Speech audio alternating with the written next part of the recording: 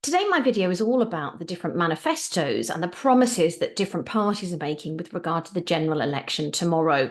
So polling day is tomorrow, in case you hadn't noticed, and this means that you have the opportunity to get out and vote. You're voting for your local candidate in whichever party you choose, so make sure you get out and use that vote. But what are the parties saying about their promises in this election to the electorate with regard to housing and the private rental sector? I thought today I would just run through the different promises that they've made in their manifestos to give you a bit more of a flavour of what the national parties are saying about how they would like the decision making to go were they to get into power. So I will just share my screen. I've got a few slides to share with you this morning, and hopefully this will help you to decide which way to vote tomorrow. So let's start with the Conservative Party. They're the party of government at the moment. So what are the Conservatives saying about housing? Well, I've split this into two parts.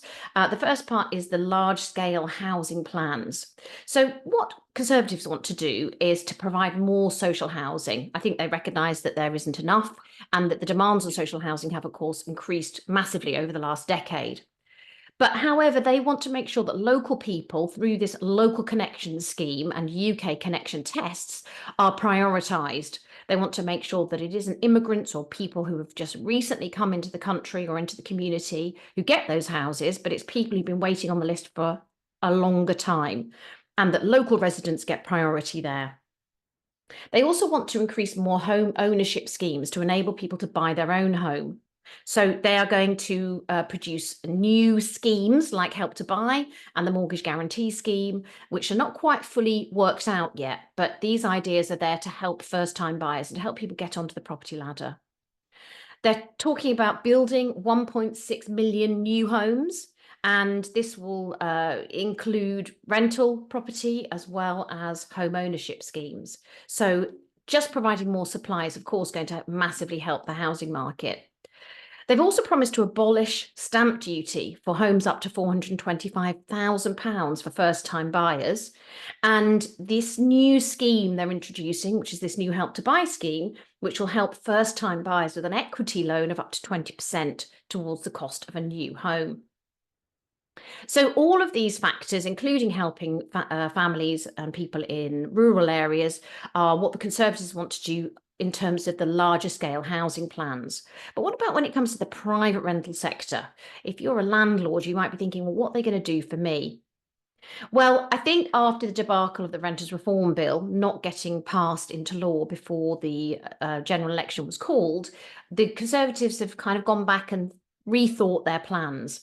They still want to abolish Section 21, but I think they recognise that there's a need to strengthen other grounds for eviction and also to strengthen the court reforms needed so that there can be a bit more of a fair if you like, debate between landlord and tenant, and that the landlord can still get their property back if the tenant has been behaving badly or there's antisocial behaviour, for example.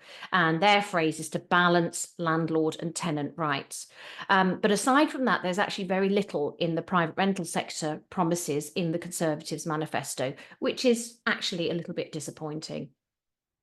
Let's move on to Labour next. Now, Labour have got some very large-scale housing plans. They want to also expand the social housing stock by reviewing or ending right to buy. So this was the scheme brought in by Margaret Thatcher in the early 80s to enable people to buy their council home.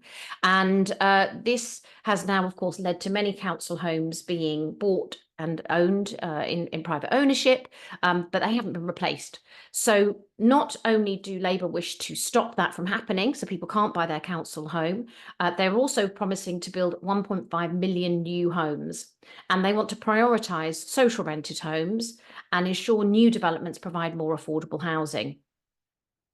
They're also going to insist on mandatory housing targets to local authorities, so they'll have to build a certain number of new homes. And affordable homes is, again, another plank of their large-scale housing plans. Now, what about their views on the private rented sector? Well, as you can imagine, they are heavily in favour of the tenant.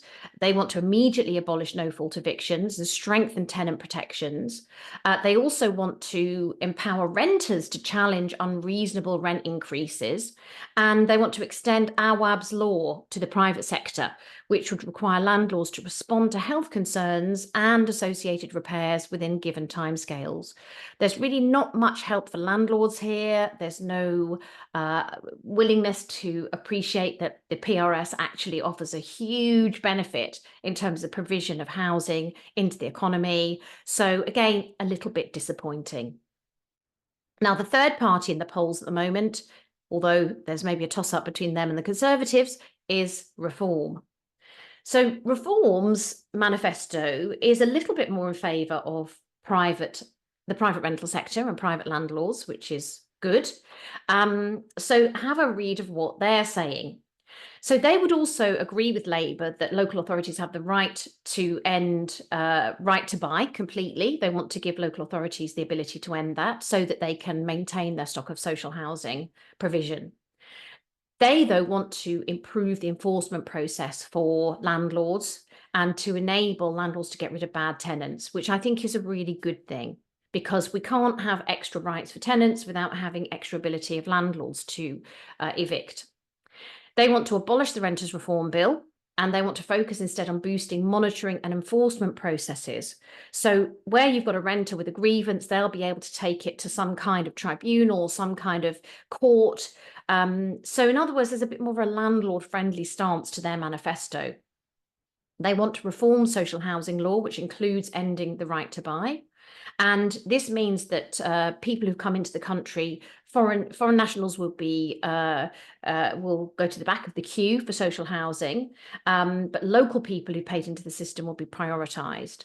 In other words, that where you've been living and contributing locally, you should have priority to access social housing. Now, this is probably one of the biggest suggestions, the biggest promises in their manifesto. They want to scrap Section 24 for landlords. Yes! Fantastic. Now, this, of course, as we all know, was brought in by George Osborne, and this has hugely affected the private rental sector because it stops, if you're a higher rate taxpayer, you can't claim 100% of your mortgage interest tax relief. And this will restore landlords' rights to deduct finance costs and mortgage interest from the tax on rental income. In other words, making it more profitable. Suddenly we go back to the normal rules of running a business where you can deduct your interest costs from your income and it becomes a fully taxable cost. And the Conservatives stopped that with Section 24, and Reform are saying they would scrap Section 24. So that's very, very good news. They will also abolish the Renters Reform Bill. Actually, I mentioned that earlier, and they will boost the monitoring, appeals and enforcement process for tenant grievances. So there seems to be some level of fairness there and ability to negotiate. The Lib Dems, they are even more radical than Labour in some ways. They want to give the power to local authorities to end right to buy completely. They want to abolish no-fault evictions and strengthen tenant protections. They also want to make 3-year tenancies the default. And they want to create a national register of licensed landlords. So quite a number of different ideas there. They're promising to build 380,000 new homes annually, and nearly half of those will be social homes. They want to help people who can't afford a deposit to own their own home by introducing a new rent-to-own model. Now, this would apply for social housing, where if you've rented for up to 30 years, those rent payments can give tenants an increased stake in the property and they can own it outright after 30 years. So a bit similar, really, to the right-to-buy scheme, but organised in a different way. And then finally, the Greens. Now, the Greens, as you'd imagine, the eco credentials are woven through their manifesto promises. And some of them, I think, are very radical and a little bit of a challenge. They wish to build 150,000 new social homes annually and also significantly invest in retrofitting and insulating homes. So they will combine environmental sustainability with housing provision. How much this will cost, of course, is another matter. They're going to end no-fault evictions as well and introduce rent controls, which they state explicitly in their manifesto. This is the first time we've seen it explicitly stated. And they will empower local authorities to manage rental prices. They're also going to empower local authorities to become a kind of tenancy relations organisation, which, well, let's see how that works. They want to empower local authorities to bring empty homes back into use, which is a good thing because there are many empty homes. I don't disagree that they should be brought back into use. The question is, how are they going to do that? I'm not sure that local authorities are always best placed to know how people wish to live. They tend to do things with a bit of a heavy-handed approach. They want to bring all social housing stock up to date and kept at a decent standard. And there's going to be more funding for councils and housing associations to enable this to happen. In terms of the private rental sector, they want to introduce private residential tenancy boards, and these are these forums that they want to introduce for resolving disputes before they go to a tribunal. So another layer of administration, another layer of engagement before a tribunal is called for. And they want to introduce legislation to give local authorities, registered social landlords and community housing groups the first option to buy certain properties at reasonable rates. Again, this is like, whoa, a bit radical here, and certainly something I would fully object to. For example, private rental property that hasn't been insulated to EPC rating C or above. Now, we know that there's many properties across the UK that really it's going to be incredibly difficult to get them to C rating or above because of their current status. So this is quite a challenge, but they're suggesting that those properties should be bought and that registered social landlords and community housing groups should have the right to buy them. Or properties that don't meet the decent home standard, or any property that is left empty for more than 6 months. So there's some quite different approaches in each of those manifestos. Some in the private rental sector, perhaps a bit more like Reform, and some parts of the Conservatives believe a bit more in the private rental sector. They want to shore up the private rental sector. They want to help you and I to invest more. Others, like Labour, Lib Dem and the Greens, want to shore up the state more, want to enable more state provision and more social housing provision. All of the parties are committed to building, and there isn't a lot of evidence, a lot of discussion there about planning, which we know is one of the big challenges in the current system. So whichever way you decide to vote, I hope that gives you a little bit of an overview of the promises of the main parties. And I wish you a very happy and healthy polling day. Just make sure you get out and use your vote. And I'll speak to you very soon. Thanks for watching.